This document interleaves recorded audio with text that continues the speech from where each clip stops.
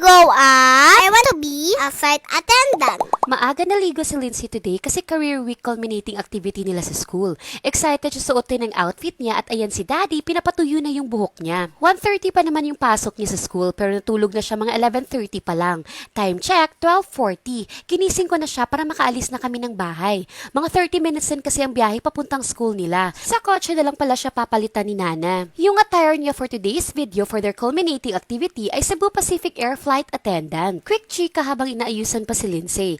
Bakit pa flight attendant ang gusto niya? At ang laging sagot niya ay she wants to be like her pretty tita Paching. FA din siya dati sa Sebpak. Ayan o, super ganda ng tita na yan.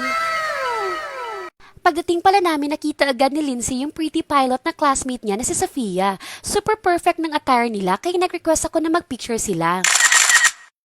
Siyempre, ang kanina pa inaantay ni Lindsay yung best friend niyang si Kuya Kaden as future pilot. O diba, perfect match ang mag-best friend. Lindsay as future FA and Kaden as future pilot.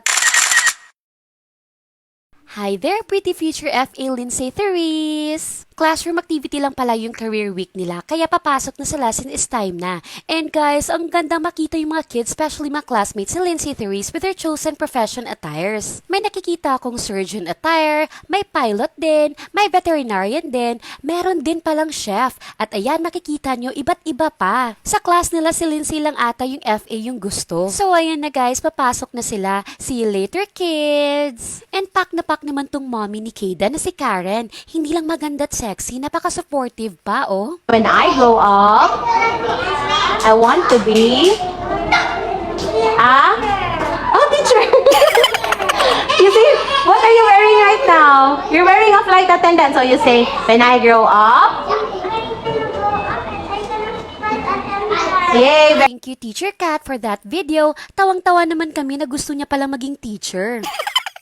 Pero kahit anong profession man yan anak, we will support you till the end at hindi ka namin pipilitin. May it be a teacher or flight attendant or whatever it is, go lang at andito lang kami to support you. And Lindsay, kung makita mo man tong video soon pag malaki ka na, always remember na daddy and mommy will be your #1 supporter. And that will love you so much. Alam mo naman na yan anak, di ba? Lalo na si daddy na super duper love ka. I love you, Mommy, Daddy.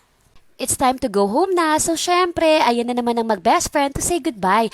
Plus, say hello naman kayo sa baby sister ni Kayda na si Baby Ava. Ang sweet din kasi hinag niya si Ate Lindsay. That's it for today, guys. And for Lindsay Therese naman, isa lang masasabi ko. Never stop dreaming and believing in what you can achieve. Andito lang kami to support you. Bye for now, guys!